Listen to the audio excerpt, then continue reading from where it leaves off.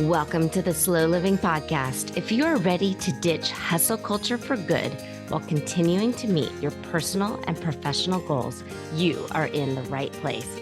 I'm your host, Stephanie O'Day, and I work with overachievers from all over the world who are ready to stop living life in triage mode and start living the life of their dreams, one filled with abundance, joy, and a sense of purpose. Life is meant to be enjoyed, not endured. Let's get started. Hi there, Slow Down Society. So if you're a fan of the podcast, you're going to absolutely love the book. Slow Living, Cultivating a Life of Purpose in a Hustle-Driven World is now available wherever books are sold. Buy it for yourself, your children, your friends, and your neighbors. You can get all the juicy details at stephanieoday.com/slow living book. Trust me, this is hands down the best $20 you'll ever spend. Hi there, Slow Down Society. Steph here, and welcome back to another edition of the Slow Living Podcast. We're on number 218. Every once in a while, I just sort of like shake my head in disbelief that I cannot believe I have been speaking into a microphone to you all for 218 weeks in a row. And sometimes people ask, is it hard, Steph? Like doing things that you had this idea about, is it hard to just keep doing it? And the answer is sort of kind of, but when you have an idea and you practice doing it and just keep at it, you end up sort of strengthening this resiliency muscle. And this has happened my entire adult life. I'll have an idea, and there are days I don't want to do my idea. And there are days that I'm tired. And there are days that I'm exhausted. And days that I just feel like I just don't want to do it. And so because of that, because I know myself, I then on purpose preemptively try and front load. So when I have a lot of energy, I'll batch. I'll do quite a few episodes in a row or quite a few of whatever it is that I said I would do in case these days show up. I have something in the bank. So you can do that. And then also I play it forward and decide on purpose that I want to be proud of myself and I want to reward future me, future Steph by having done the hard thing. And so that's really your takeaway. I am not remarkable. I am no one special. I am a suburban mom who has 3 kids and drives a minivan and has a dog that drools so much that I cannot keep the drool marks off of the hardwood floor. I am very, very, very normal. You too can do whatever it is you decide on purpose that you can do. Today's episode, I'm going to call Writing Out Your Bucket List, because if you don't have one, let's get one. You are not dead yet. I do not want your life to fly by and then you look around and say, God, do I even have anything to show for myself? Yes, I'm certain you do. But I also want you to start doing the things that you keep putting off for someday. I want you to write out your bucket list now and get at it. And that's what this episode with Melessa is all about. I've given her some homework and she talks about it, explains it. Next week, we'll dive into it a little bit deeper. But for right now, we are setting the groundwork. Some of these end of life conversations are difficult. They are not fun, but grownups have to do these kind of things. Okay, here is Melessa. Okay.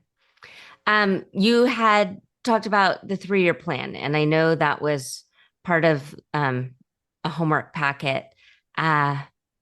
How does that feel? And then also, I think we had also talked about perhaps you and your husband coming up with like a travel bucket list kind of thing.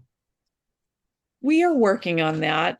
He is still pretty busy with the move as well. And he is not a big sit down and let's have a conversation. He likes to have those in process, still a thing.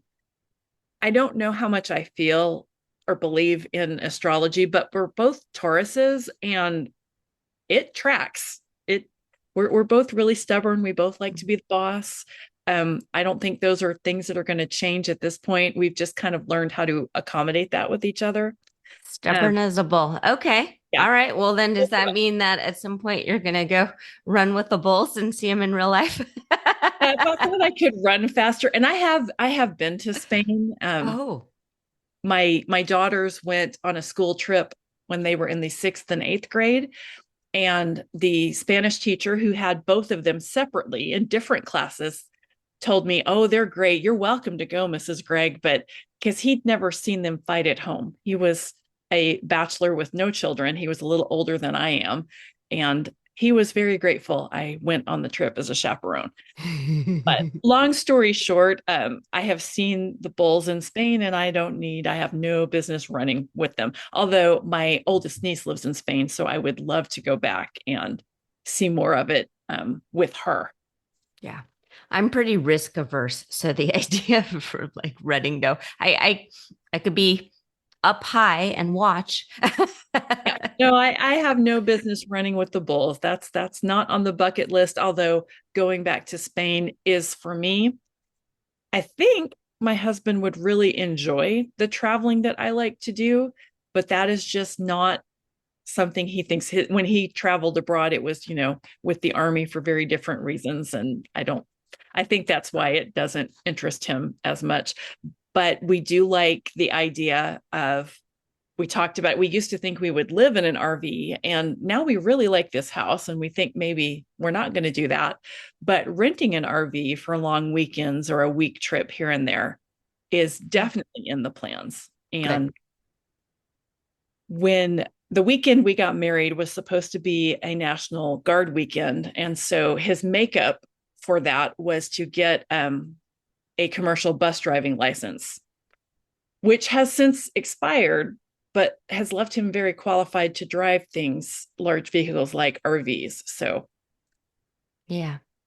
Um, I don't want to be pushy and tell you what to do.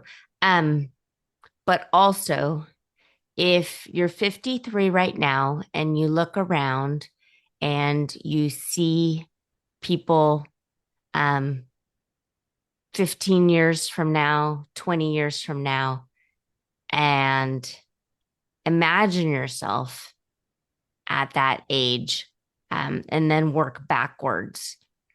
Uh, it's the idea of front loading and doing the things that you think you want to do or would be bummed if you didn't do, if your body breaks down. mhm. And to date when we're having this conversation, my husband, big heavy metal fan in high school, me not at all, but he was. Did you And say heavy metal? Oh, because of Ozzy. yes, that hit big in this household yesterday. He hooked me when the Osbournes came on MTV. It was the first, we had three little bitty kids at the time, and it felt like grown up TV. And also kind of a warning shot to what it would be like to raise teenagers. And we certainly weren't raising them in Beverly Hills, but a lot of those moments where he's getting on to Kelly and Jack for fighting, yep, that was coming. We didn't know it, but a lot of it sounded exactly like we thought it would. So we did have a conversation about that because we realized that he and Sharon were the ages we are now when they were filming that show, and actually both a little younger than we are now, not much, few years. So that hit a little different yesterday talking about that. Yeah. Yeah. I can see that. I can see that. Okay. With the 3-year plan, it's the idea that these are goals within reach. Um, how did that look like for you? I know you're in the Peace Corps, so I know you've done quite a bunch of this, and it's probably a little repetitive, and I might be slightly annoying to you. No, I'm actually really glad I redid it. The first time I did it, and I remember this, I did a lot of what I did when I would get to work early or stay late at my old job. So I can still see my big desk at the old job and where I was sitting. And I remember that filling it out the first time felt really challenging. And it does not feel as challenging at this point. There were just a lot of unknowns at that point that I know now. And we were tired of the big house, but were we going to sell it? Were we going to keep it? That was, 3 years ago. Well, now we're selling it. We're not keeping it. We're in a much easier space for us. Um, I hadn't joined the healthy living center that's for people ages 50 and up in our community. Honestly, I'm not sure it was open yet at that point, but I'm definitely engaging there. And um, I have put a lot of the slow living principles into practice, and I didn't realize how much I had put into practice from the last time I filled out the 3-year plan. So it was actually much easier to fill out this time.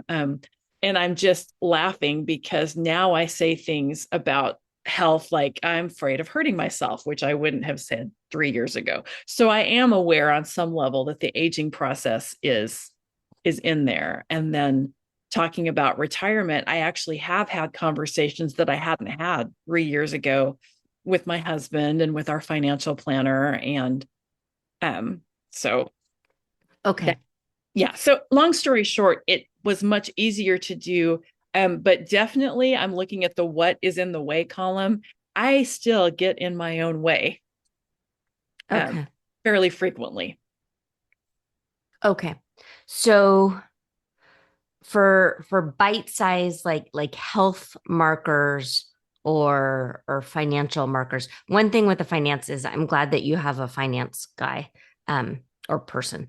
Mm-hmm. I shouldn't say guy, but person. And then but you've logged into Social Security. Great. Okay. Yeah, Mm-hmm. it's so funny. Often just because it's not a easy process to create the login. No, That holds people up for a really long time. But if you're paying into it, it's your money, and you should know. And the good news is it doesn't seem like it's going to disappear for you, so that's great. Yay! Clap clap. yeah, fingers crossed. We shall see. We talk about that a lot. No, we've looked at that. And again, I stayed home because we had 4 and then 5 little kids, and it just wasn't financially feasible. So I was very curious about Social Security because I was a little scared. Obviously, not mine's not at the level other people's are, but it's there. So that was good to know. And fingers crossed it will stay there.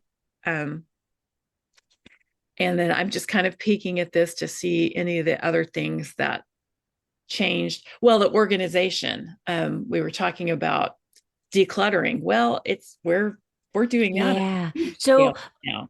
so when decluttering's forced on you in that way, uh, is it a relief sometimes because you don't need to procrastinate or you Yeah, don't procrastinate as much, I guess? Okay. very much so. And what's been nice, I guess, in acknowledgement that we're getting older, um, neither one of us were ever hoarders, but it definitely was difficult. Well, and there are people in my family who are, so that the mindset is there. It's been amazing to see both Dave and I look at it. Oh, nope, we don't need that. Nope, we don't need that. No, we don't want that. So that's been helpful. It's also helpful that one of my children is the opposite of that and is very excited to come in and help dad and I decide what can be left behind. And I think when we work on it over the weekend, there will be a lot of surprises at how much dad and I have already decided that we are leaving behind. Yeah. Okay. So when it comes to leaving behind, part of long-term financial planning is to think about like living will, trust, that kind of stuff. You have 5 children. That's kind of complicated. Um, are those ducks in a row? Not written out. The conversations are taking place. We still have, for the longest time, the biggest concern was where the kids were going to go if anything happened to both of us. And that was to my best friend and her husband, who are childless by choice. And boy, no one was more invested in keeping Dave and I alive than the two of them. They would have been amazing had it ever come to that. That's really funny. They would have been amazing. And the kids all had, thanks to this great aunt of mine, the kids all had trust, so it wouldn't have hurt them financially. And they knew that, but I think that they're very glad that we've cleared the hurdle with 4 of the 5. And now that we've done that, the oldest would assume custody of the youngest at this point. And then we've got one I have talked to about being the executor, simply because that is in their wheelhouse Okay. to do that.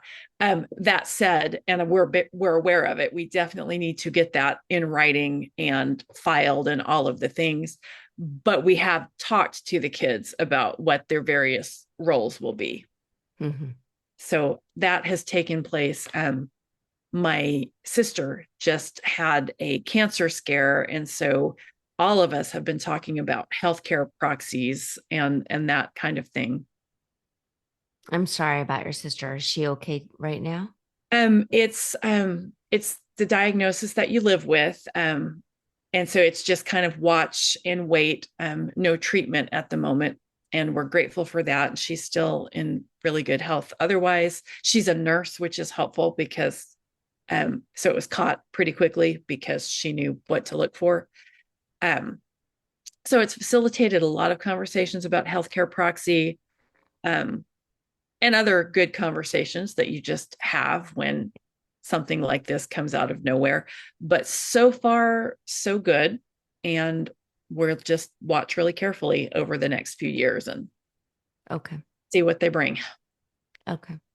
All right. And then also with your 3-year plan, um, well, the book will be done. Mm-hmm. Yeah. Is there more with that you want? Have you written anything like that down in a 3-year plan, or is it really just like sticking? It's right now just sticking to this. One of the Hmm. things I wrote in the what is in the way section of the 3-year plan is I do have ADHD. Yeah. And if I give myself too long to figure something out, I will get bored with it.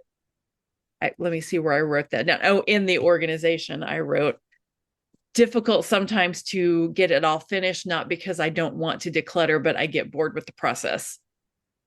Are you worried about that with the book? Is that why you're giving yourself the March deadline? Yes. Okay. Um, Okay. and if So that's important. I want to talk about that because when you write and if it's something enjoyable, I don't want you to put an arbitrary deadline on yourself to make it squishy and feel like work because work isn't fun. But if you're doing this as a coping strategy and you know yourself and you know you have to do this, which feels more true for you? I definitely need a date, or I will just stretch it out because it is fun and I like it and I have all the time in the world. And so, because that's an enjoyable thing. I'm not going to get bored with that, but at some point there needs to be an end. So it felt really good at our last session to put a date on it.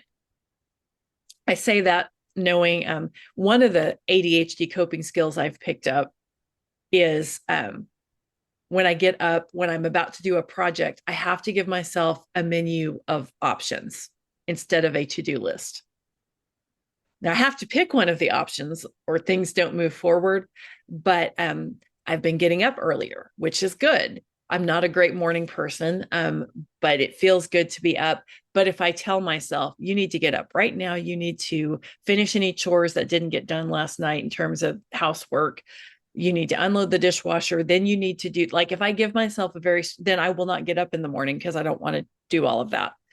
So I get up and I tell myself, okay, you could unload the dishwasher. You could, I mean, feeding the cats is a non-option. It's a definite, and they will let me know.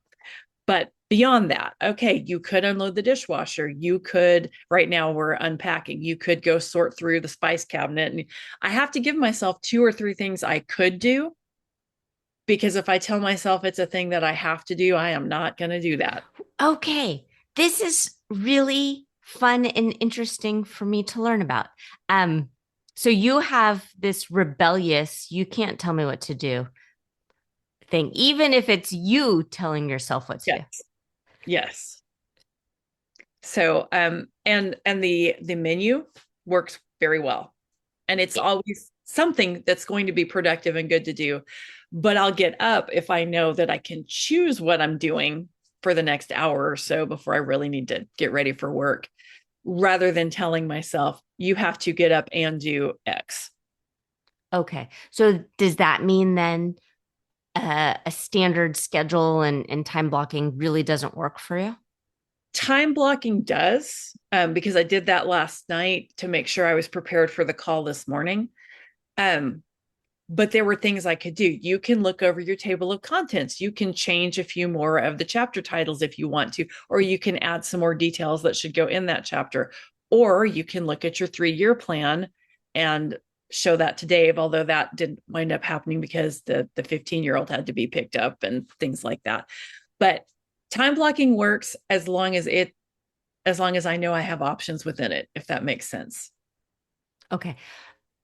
In your work life and different things, you don't miss deadlines. Is that No, true? no, I Okay. do not. Um, So eh, I'm going to go back to like college days and you had an essay to write. Uh, would you wait until the last minute to write that essay? in college, absolutely. Yeah. Um, Did you play games with yourself? Like, oh, okay, um, I'm just gonna use like a Shakespeare class. Like the last time I wrote this essay a day before it was due, and I still got an A. So now I'm gonna write it the morning before it's due and see what like did you play those kind of games? oh, absolutely.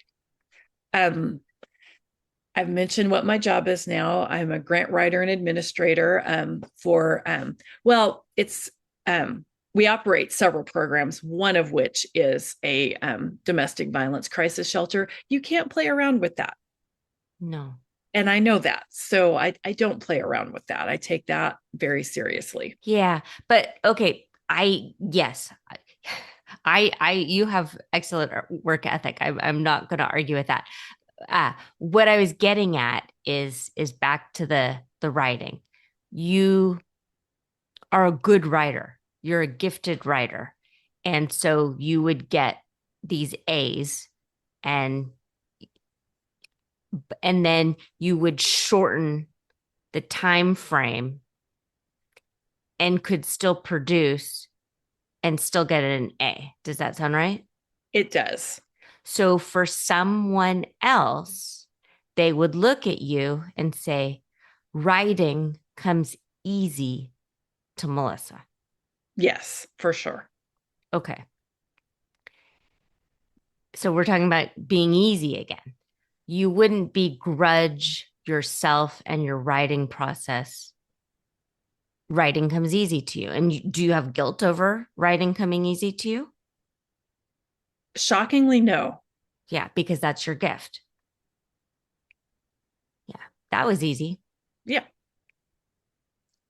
Um, that said, and again, ADHD does come into play, and I don't want to minimize that because it took me forever to figure out that was what was happening. Yeah. Um, but in college, you can have an attitude, especially if you're getting A's easily, which with writing assignments I was, math and chemistry, a whole different story. But um, so there was a little bit of, oh, I've got this. Yeah. Um, a little bit of bravado that I just don't have anymore because I'm older and I'm more mature. And no, this takes actual work, and you need to sit down and get it done. Also, I do not get any enjoyment out of the anxiety about whether or not I will hit a deadline. Apparently, I really either used to enjoy it or didn't have the awareness that I could control it by sticking to some kind of schedule. Again, Mm-hmm. block that this is going to get done. Long story short, I feel like I was a little bit conceited in college about my ability to get things done and had a little bit of ego that's not in play anymore. Yeah. Well, I think that comes with age and the idea of hedging your bets. Like you don't want you don't want to take things for granted. Like it's worked before, but I got away with it. Like it feels like you're getting away with it. And I think I would like for you to begin to shift the thoughts to this is just my process. This is how I, Melissa, and the way my brain and writing process works is and the way I get things done is this way. And just trust that you don't miss deadlines. You never have, you never will.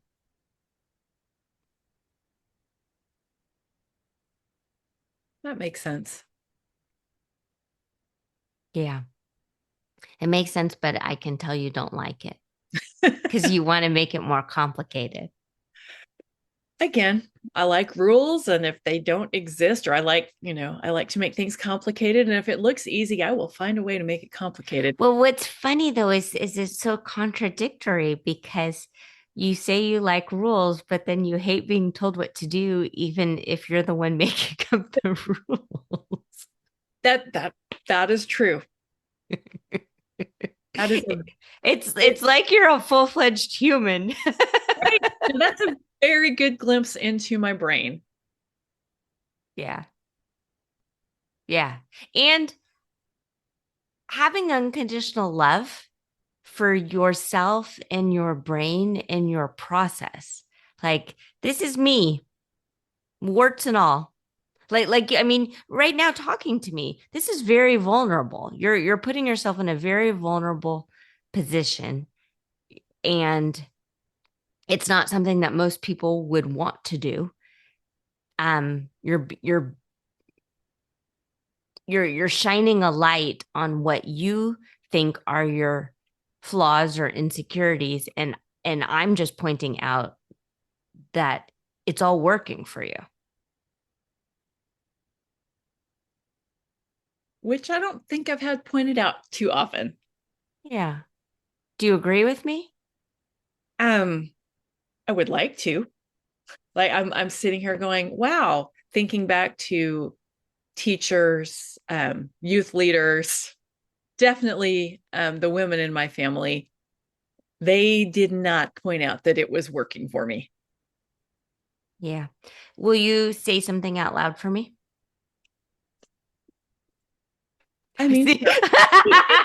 Sure. I have to turn away from the microphone because you made me burst out. Oh, that is so funny. Yeah. Yeah. You want to say, no, Steph, fuck you. Don't say bad words. But okay. This is what I would like for you to say. There is nothing wrong with me. There is nothing wrong with me. Do you believe that? We're working on it. Yeah. Yeah. I'm laughing at the bad word just I because know. I so Sorry. badly wanted to share some kind of tribute to Ozzy on my social media last night. And I don't share bad words on my social media.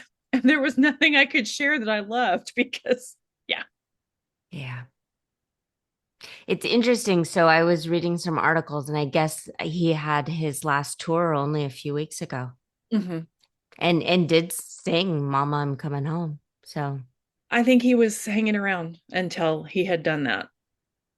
yeah, But no, everything he would say to his teenagers later on, I would want to say to mine. But I love you with all my heart and soul, but you're both effing man. And I want yeah, that so badly, but they don't bleep it anymore like they did on MTV. So can't put it on there. It's all right. yeah.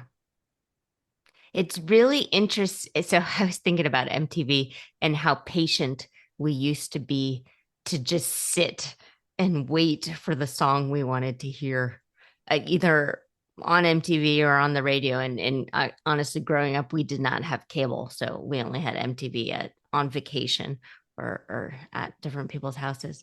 Um, but now, just anything you want, you could just Google and find, and there's definitely some nostalgia and some reminiscing when I think of our teenage years versus now's teenage years. I have tried to explain that to my kids. I don't know if I've been successful. I'm like, no, it was just on in the background. And then when you heard your favorite song, you came running to watch that video for 3.5 minutes. But yes, it needed to be on all the time because you might miss something if it wasn't. You never know. And I was like, and so we weren't always engaged with it. It was just there. You all are constantly engaging with things 24/7, pulling them up on demand. I said, that's the difference. I said, they were like, well, the TV was all, on all the time when you were growing up. I'm like, that's different. We had to do that. Or radio too. So you didn't miss the opening notes of that song before you hit record on your boombox. Yeah. Yeah. I too was home with my kids, the way you were. And I found I liked just leaving the TV on. It was like a habit. And so it would be the food channel or home and garden or something just on. And I think you're right. That's just how we got used to waiting, waiting Yeah. around. Yeah. And so we weren't constantly staring and engaging with the content. We just needed it in the background so we wouldn't miss the content we wanted. Yeah. Yeah. Back to Aussie and a bucket list and all of these things. Have you ever thought about writing your obituary? And would writing your obituary fit into this book somehow? It might. I wrote one for my grandmother that wound up being way too long for the newspaper, and that's okay. We handed out copies at the service. So I have done that. I remember that. You've done it for others, not for yourself. Well, Yeah. and in 11th grade sociology, we had to write them for ourselves. And I remember thinking that was, I'm like, how do we know what we're good? Because it was people like, assume you lived a long life and write about this. And the assignment overwhelmed me because there were too many things I had no idea were going to happen.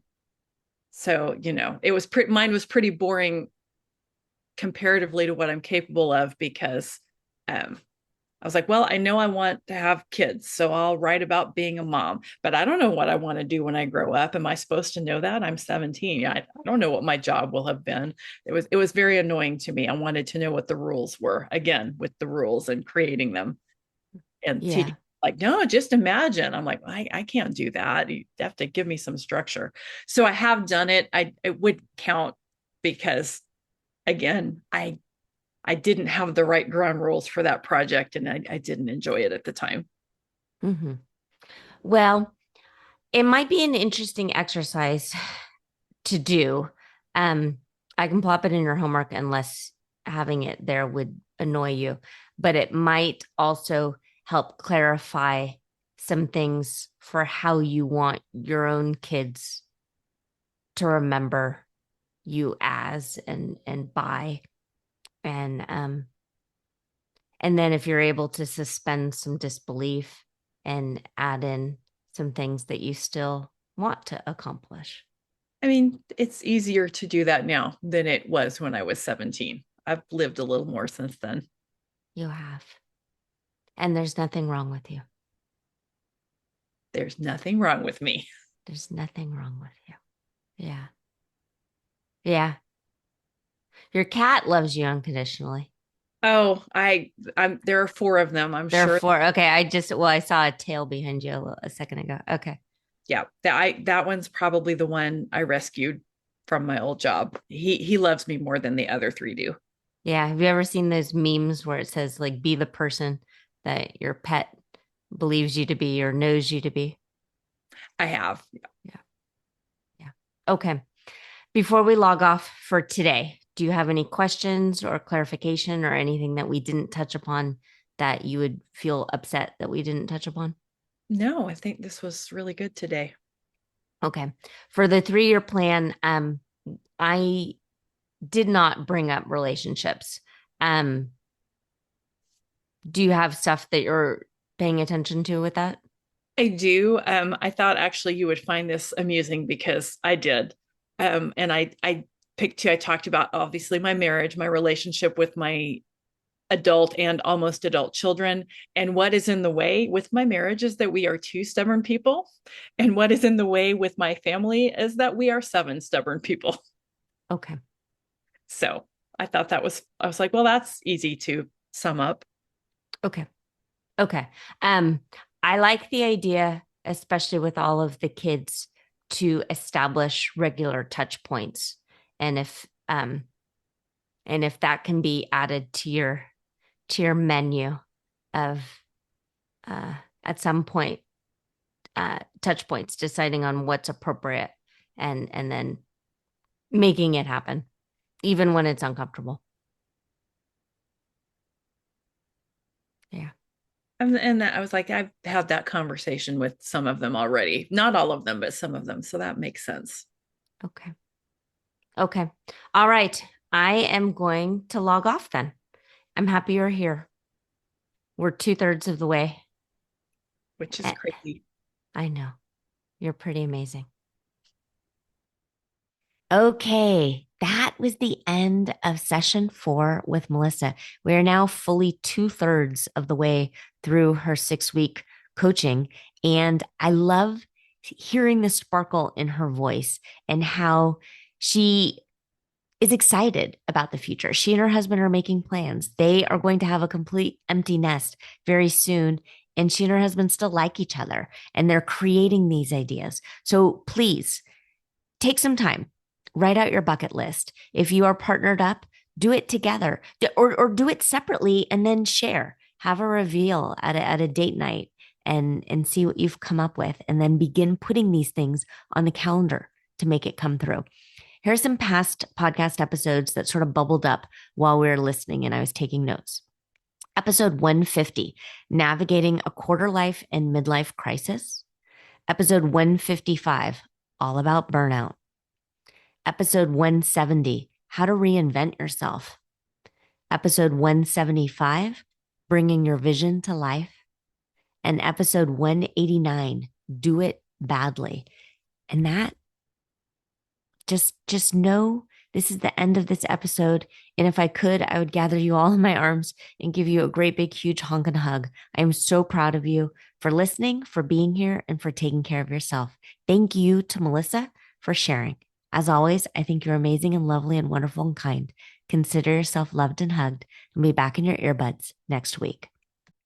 If you are ready to start living slowly and ditch the hustle mindset for good, reach out to me. I'm a real person and you can track me down online at stephanieoday.com. Also, if you found value in this podcast, please share it with your family and friends and tag me on Instagram at Stephanie O'Day. While you're at it, go ahead and leave a positive review on your favorite podcast app.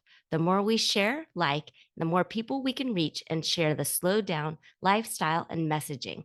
Thank you, Slow Down Society, and have a great day.